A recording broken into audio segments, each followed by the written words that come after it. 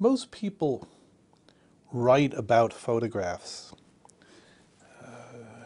as cultural icons of one sort or another.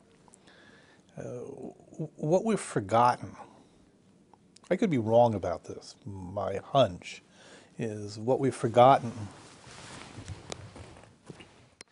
is that photographs are connected to the physical world. I've done something very, very simple, but I don't really see it that often, is I've tried to recover that connection between a photograph and the world. It's not what I believe about the photograph. It's not about what I think I see in the photograph. It's a true investigation into the world in which the photograph was taken. My book, Believing is Seeing, starts with two photographs from 1855 from the Crimean War. A British photographer, considered by many to be the first war photographer, Roger Fenton, was sent to the Crimea, took many, many, many photographs.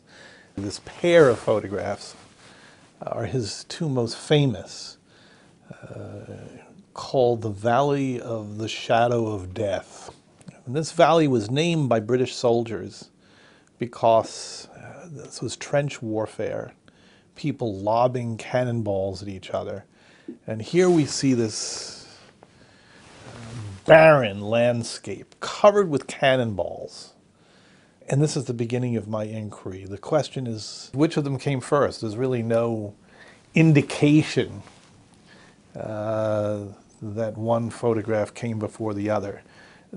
They're identical, virtually identical, except in one, there are cannonballs on this road that bisects the picture, and the other, there are no cannonballs. And so it becomes an issue of posing. Did Fenton deliberately put the cannonballs on the road in order to pose this picture? What makes an honest photograph? What makes a truthful photograph? And we've all heard endless arguments about how photographs should be taken. There are journalistic debates. Photographs shouldn't be posed. The photographer should touch nothing. They should observe at a distance. I have a slightly different view.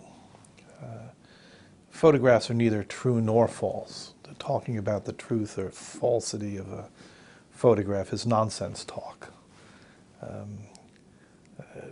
Truth and falsity is vested in language and how we use words with respect to the world, not photographs.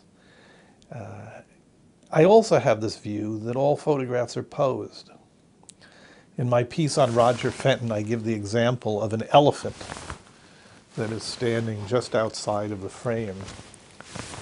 That sometimes a photograph can be posed because it excludes something, because of the absence of something. But you can never see the absence of something in a photograph. And isn't there always an elephant just outside the frame? A photograph, among other things, decontextualizes, I'll use the fancy word, it decontextualizes everything. You don't see above, you don't see below, you don't see to the left or to the right, you don't see before or after. You see this swatch of reality that has been two-dimensional reality that's been torn out of the fabric of the world. And the only way we can know what we're looking at is to investigate. I have this conceit. I think that's probably the best way to describe it. That if you want to understand photography, if you want to understand the meaning of photographs, the best way to do it is to seize on little details and try to understand them as a way of addressing much, much, much larger questions about truth in photography, about the nature of posing, about how we get a picture of the world from a photograph, all of those questions. Susan Sontag had written, it's one of the last pieces of writing that she did, an essay on the Abu Ghraib photographs, on regarding the torture of others. It appeared in the New York Times Magazine. And this is, of course, the line that I always take exception to. She said that the meaning of the Abu Ghraib photographs was obvious. Well, it's not so obvious. And part of what has fascinated me is no one ever bothered to talk to the people who took the photographs about why they took them, about the circumstances in which they were taken, as if somehow the photographs obviated the need for any further investigation. Just look at the photographs. Why bother investigating further?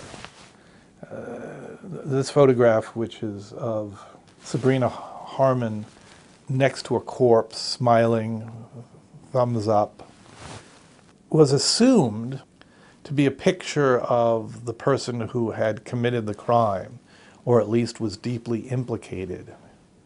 And it turns out that photograph and many of the other photographs, there were some 30 other photographs that were taken, forensic photographs, I don't know a better way to describe them, because she was documenting a crime that she had nothing whatsoever to do with. She had sneaked into this room and had been told a number of lies by her commanding officers. If anything, she was involved in a kind of investigative journalism. There's something amazing about iconic photographs because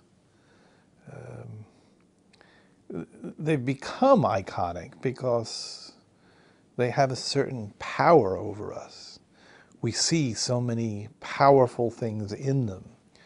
It doesn't matter whether it's the raising of the flag on Mount Suribachi at Iwo Jima, or the Fenton photographs in the Valley of the Shadow of Death, or the hooded man at Abu Ghraib.